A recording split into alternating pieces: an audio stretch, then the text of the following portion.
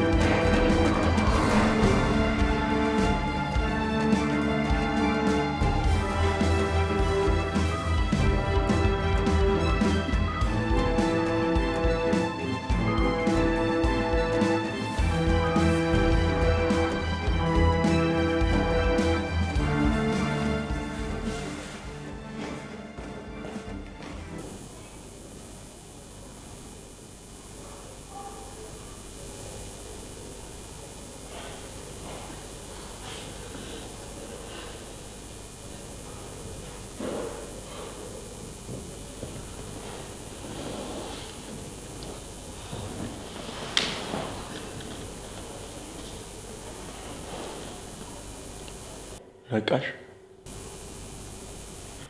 አመሰግናለሁ። ለምን? ስለረዳኸኝ። ምናልባት አንተ ባትደርስ ኖሮ ሞቼ ነበር። እኔ እኮ አንቺን ለመርዳት አልመጣሁም፣ ለመስረቅ እንጂ። ልታመሰግኝኝ አይገባም። እንደውም ልታሳስረኝ ነው የሚገባው። ሁሉም ነገር ለበጎ ነው። አንተ እኔን ለመስረቅ ባትመጣ ኖሮ የኔ ጣፋንታ ሞት ነበር የሚሆነው። ስለዚህ መመስገን ይገባኛል ማለት ነው። ይገርማል። በስራዬ የረካ የመጀመሪያው ከስተመር ነሽ።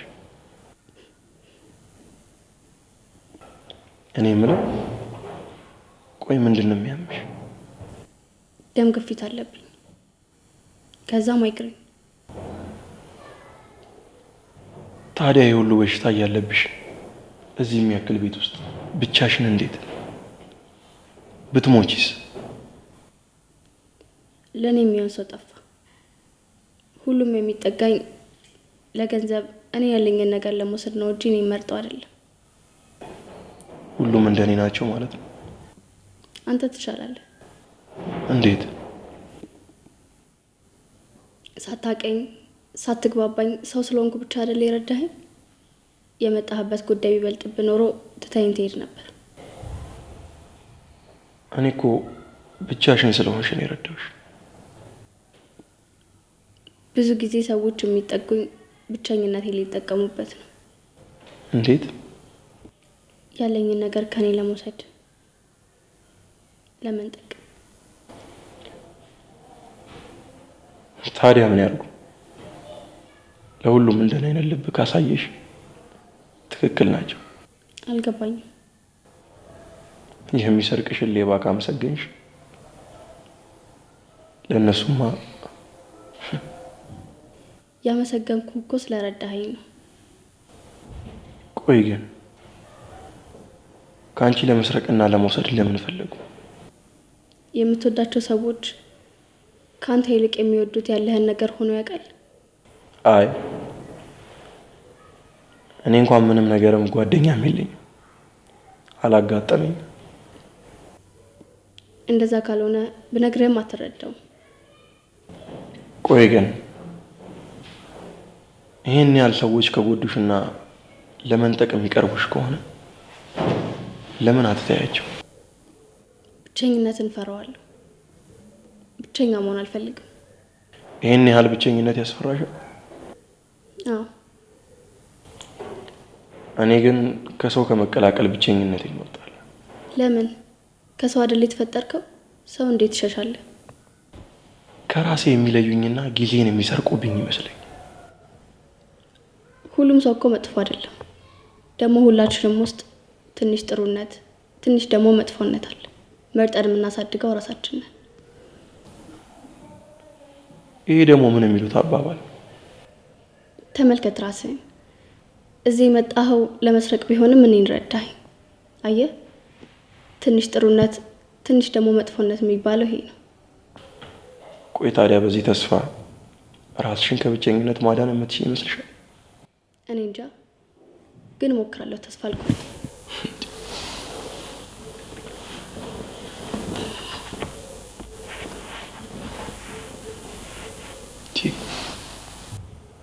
አሞሻል እኮ ለምን መሬት ትቀመጫለሽ? መሬት ላይ ስቀመጥ የተለየ ስሜት ይሰጠኛል። ምን አይነት ስሜት ነው የሚሰጥሽ? ሰው እንደሆንኩ እንዳስብ ያደርገኛል። መሬት መቀመጥ እንዲህ አይነት ስሜት እንዳለው አላውቅም። መሬት ላይ ስቀመጥ አፈር እንደሆንኩ ይሰማኛል። አፈር ነኝ እያልሽ ነው? አዎ፣ አፈር ነህና ወደ አፈር ትመለሳለህ አይደል የሚባለው? ፍልስፍናም ትሞክሪያለሽ ልበል? ታውቃለህ፣ አፈር የሆነ ሰውነት እንዳለን ስለምንረሳ እኮ ነው ተለዋዋጭ ማንነት ያለን። አልተረዳሁሽም። ሁላችንም ከአፈር ተፈጥረን በዘር፣ በቀለም፣ በሃይማኖት ራሳችንን እንለያለን። አንዳንዶቻችንማ ሟች መሆናችንን ረስተን ራስ ወዳድ ሆነናል። ከሰው ተራርቀናል።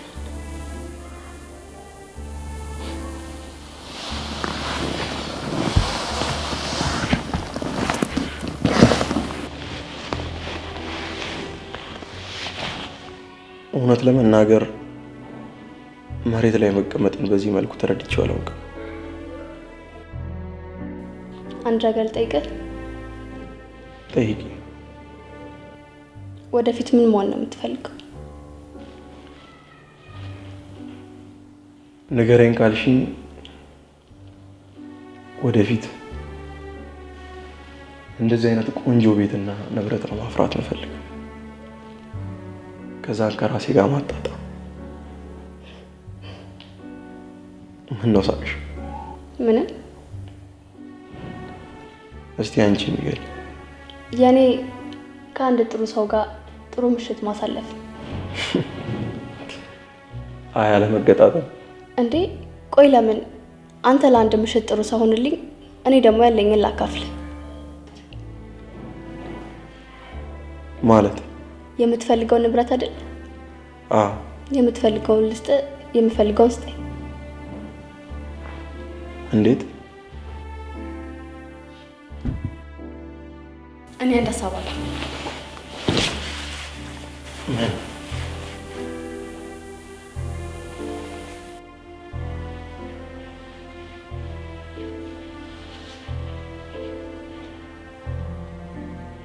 ይሄ ነገር የኔ ነው የሚመስለው። የአባቴ ነው።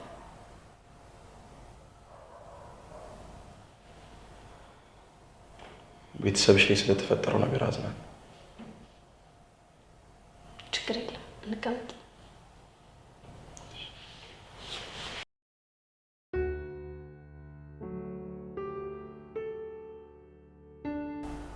አንድ ነገር ልጠይቅሽ። ጠይቀኝ። ለአንቺ ጥሩ ሰው ማለት ምን አይነት ሰው? ጥሩ ሰው ማለት ልክ እንደተወለደ ሕፃን ልጅ፣ ክፋት፣ ቂም፣ በደል የማያውቅ፣ ለሰው ክብር የሚሰጥ፣ ሰውን በሰውነቱ ብቻ የሚመዝን፣ ሰው የሚወድ፣ ቂም፣ ክፋት፣ በደል ሰው ላይ ከማድረግ ይልቅ ይቅርታ የሚጠይቅ ማለት ነው። ይህንን ግን ከእግዚአብሔር ውጭ የሚያሟላ ያለ ሰው ይመስልሻል? ታውቃለህ፣ ኢየሱስ ክርስቶስ ሰውን ከመውደዱ ከታላቅ ፍቅሩ የተነሳ ሰውን ሆኖ መጣ።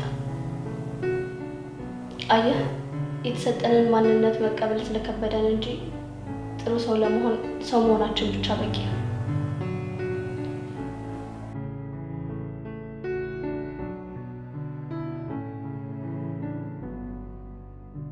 እንደንስ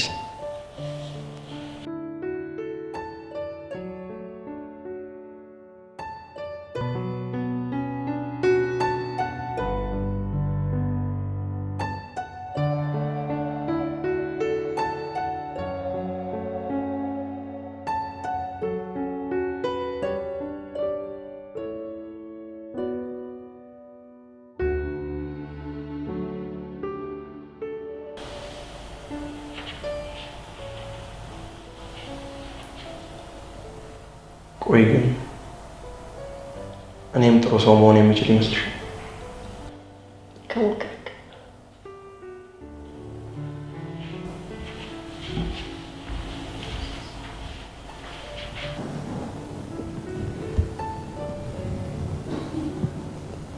ጥሩ ሰው ለመሆን ምን ማድረግ ያለብኝ ይመስልሻል? ትንሿ ጥሩ ነገርህን አሳድግ። ምን ጥሩ ነገር አለኝ ብለሽ? ሁሉም መጥፎ ሰው ውስጥ ትንሽ ጥሩነት አለች። እኔ እኮ ግን ሌባ ነው። ሌባ ከመሆን በፊት ግን ሰው ነበርክ። ምን ልትይኝ ፈልገሽ? ሁላችንም አሁን ያለንበት ማንነት ውስጥ ከመገኘታችን በፊት ሰዎች ነበር። ሌባ የሆንኩት ግን በህይወት ለመኖርም ጭምር ነው። የሚያኖር እግዚአብሔር። እኔ ግን እግዚአብሔር ነው የሚያኖረኝ እያሉ መና እንደሚጠብቁ ሰዎች አሉ። በህይወት ለመኖር ስል እሰራለሁ። አንድ ጥያቄ ልጠይቅህ? ጠይቂ። አሁን በሚሊዮኖች የሚቆጠር ገንዘብ ልስጥህና የነገ ጠዋቷን ፀሐይ አትይ ብትባል ምንድን ነው መልስ? አልፈልግም። ለምን? የማገኘው ገንዘብ ከነገ ጠዋቷ ፀሐይ አትበልጥም። አየህ፣ የምሰጥህ ገንዘብ ነገን የመስጠት ችሎታ የለውም። ስለዚህ የሚያኖር እግዚአብሔር ነው ማለት ነው።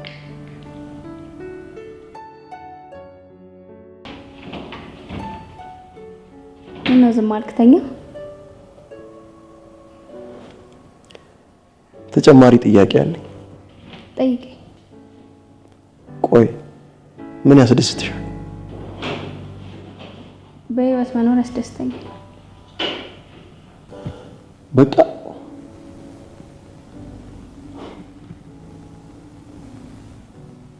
ስላንቺ ግን አንድ ነገር ገባኝ። ምን? ጥሩ ሰው ነሽ። አመሰግናለሁ።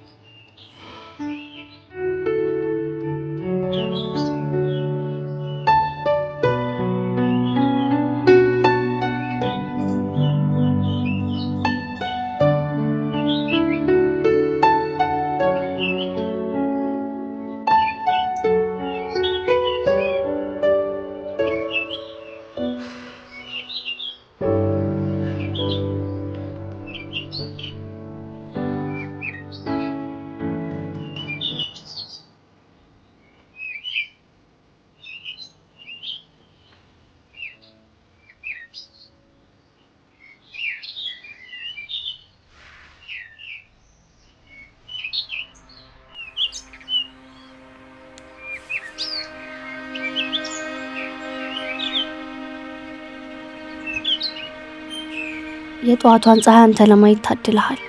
አየህ፣ ምናልባት እቻለም ነገ አንተን በሞት ተረኛ አርጋ ትወስድ ይሆናል። ስለዚህ በህይወት ስትኖር ደስተኛ ሆነን ልክ ዛሬም ብቻ እንደሚኖር ሰው ያኔ ለሁሉም ጥሩ መሆን ትጀምራል። እኔ ካንሰር ታማሚ እንደሆንኩ ሲነገረኝ ነው ህይወት የገባኝ። አንተ ግን ጊዜ አለ። ስለዚህ ዛሬህን ለክፋት አሳልፈህ አትስጥ። አለበለዚያ ከረፈደም ቢሆን እንደኔ ትማራለህ። አየህ፣ በህይወት ወደ ኋላ የለም፣ ወደፊት ብቻ ነው። አሁን የኔ የሆነ ሁሉ ያንተ ሆኗል። ከተጠቀምክበት ለሰዎችም ትረፍበት። መልካም ዘመን ይሁንልህ አንተ ጥሩ ሰው።